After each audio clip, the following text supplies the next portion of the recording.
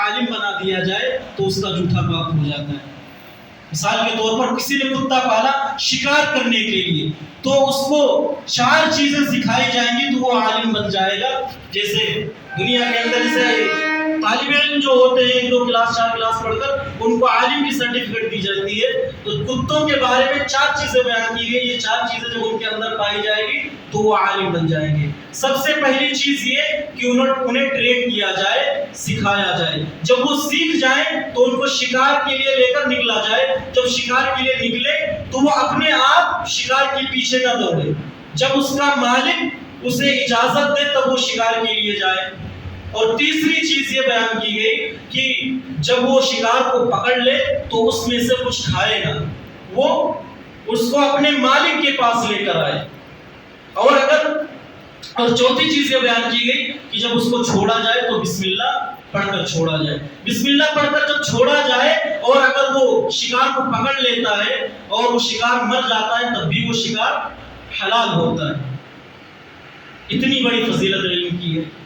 ایک کتا جس کو حرام، جس کے جھوٹے کو 7 مرتبہ دھونے کا حکم دیا گیا، اگر اس کو ٹریڈ کر دیا جائے تو اس کا جھوٹا بھی حلال ہو جاتا ہے۔ یہ ہے علم کی فضیلت۔ علم کی وجہ سے اس کو یہ فضیلت مل گئی کتے کو۔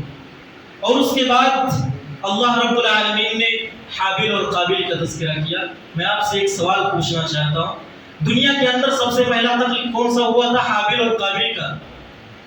کس نے کس کو قتل کیا تھا دونوں میں سے؟ حابیل نے قابیل کو، قابیل نے حابیل کو۔ صحیح ہے؟ سب لوگ اس سے سہمت ہیں؟ بولو، نہیں معلوم؟ اس میں سب سے بہتر طریقہ میں بتاؤں جاننے کا، قابیل نے حابیل کو قتل کیا تھا۔ قابیل کے شروع میں قاف الف ہے، قاتل کے شروع میں قاف الف ہے کہ نہیں ہے؟ تو اس سے سب سے بہتر طریقہ آپ کبھی بھولیں گے بھی نہیں۔ قابیل کے شروع میں قاف الف، قاتل کے شروع میں قاف الف، تو قاتل کون ہے؟ قابیل ہے، اور جو جس کو قتل کیا گیا وہ حابیل ہے۔ یہ قتل کیوں ہوا؟ صدقہ ان دونوں نے اللہ رب العالمین کی بارگاہ میں پیش کیا تھا، تو حابیل کا جو صدقہ تھا وہ اللہ رب العالمین کی بارگاہ میں قبول ہو گیا، قابیل کا صدقہ قبول نہیں ہوا۔ اس سے یہاں پر یہ بات پتہ چلتی ہے کہ حسد میں آ کر اس نے حابیل کا قتل کر دیا۔ اب یہاں پر ایک نقطہ یہ معلوم ہوتا ہے کہ جہاں پر حسد ہوگا وہاں پر تقویٰ نہیں پایا جائے گا، اور جتنا حسد پایا جائے گا اتنا ہی تقویٰ کم ہوتا چلا جائے گا۔ لہٰذا جب حسد بالکل دل کے اندر آ جائے تو تقویٰ دل کے اندر سے بالکل نکل جاتی ہے۔ اور اس کے بعد یہ اللہ رب العالمین نے نقطہ یہ بیان کیا کہ علم جہاں سے بھی ملے اس کو لے لو۔ یہ کہاں سے پتہ چلا؟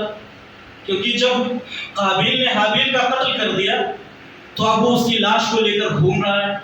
اب اس کو یہ طریقہ نہیں مل رہا ہے کہ اس لاش کا ہم کریں کیا، تو اللہ رب العالمین نے کوے کو بھیجا، اور کوے نے زمین کو کھودا، اور پھر اس کو یہ پتا چلا کہ یہ بھی ایک چھپانے کی جگہ ہے، زمین کے اندر بھی چھپایا جا سکتا ہے۔ تو وہاں پر اس نے علم کس سے سیکھا؟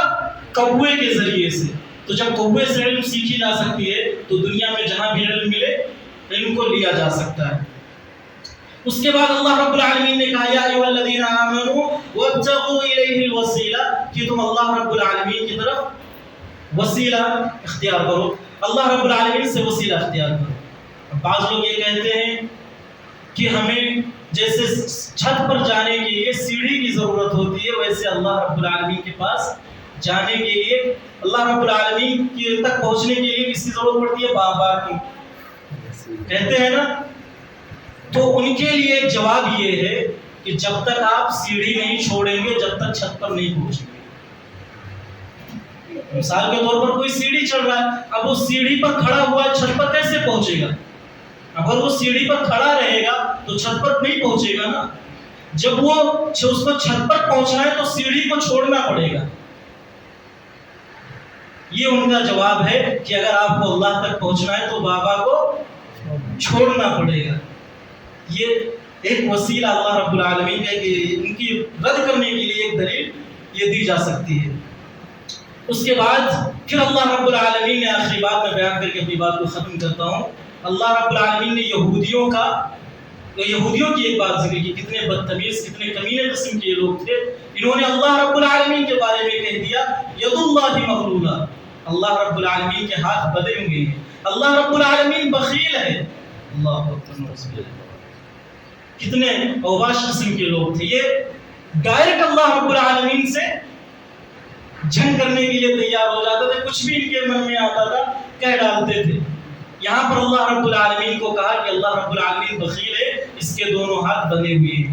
تو اللہ رب العالمین نے ان کا جواب دیا کہ یا اللہ رب العالمین کے دونوں ہاتھ تو کھلے ہوئے, ہمیشہ کھلے ہوئے ہیں, اور وہ یہ ہر بندہ اس چیز کو جانتا ہے. اللہ رب العالمین ہمیشہ نوازتا ہے, چاہے کوئی مومن بندہ ہو چاہے کوئی کافر بندہ, اللہ رب العالمین ہر کسی کو دیتا رہتا ہے. اللہ رب العالمین نے ان کا جواب دیا کہ اچھا تم مجھے بخیل کہتے ہو, میں تمہیں دنیا کا سب سے بدترین قوم بنا دوں گا. اور اللہ رب العالمین نے بنایا. اور جب ان کا جب تجارت کرتے تھے, ان کی دکان پر جب کوئی لوگ خرید و فروخت کے لیے آتے تھے تو یہ ان سے اسی وقت پیسہ نہیں لیتے تھے. یہ کہتے تھے جاؤ لے جاؤ سامان, میں تمہارے کھاتے میں لکھ لیتا ہوں. اور لکھ لیتے تھے, اس کے بعد اس میں سود و بیاج لگا کر بڑھا چڑھا کر ساری چیزوں کو لیتے تھے. تو اللہ رب العالمین نے انہیں دنیا کی سب سے بدترین اور ذلیل قوم بنا دیا. لہٰذا کوئی بھی بات ہو ہمیں سوچ سمجھ کر اللہ اور اس کے رسول کے بارے میں کہنی چاہیے. اخیر میں اللہ رب العالمین سے دعا ہے کہ اللہ رب العالمین ہمیں حق بات کہے اور ہم سب کو حق بات پر عمل کرنے کی توفیق عطا فرمائے.